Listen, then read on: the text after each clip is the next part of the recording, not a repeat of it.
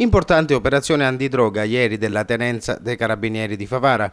I militari agli ordini del tenente Nicolo Morandi, grazie alla loro attività, hanno tolto dal mercato dello spaccio della droga 516 grammi di cocaina per un valore complessivo di oltre 50.000 euro.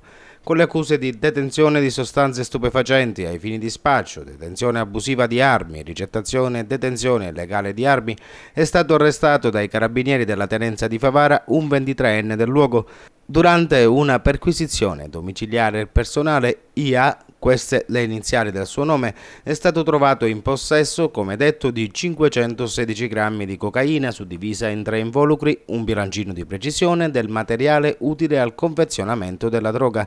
Inoltre i militari hanno trovato una pistola marca Beretta calibro 6,35 con matricola a brasa, con serbatoio con 2 cartucce dello stesso calibro.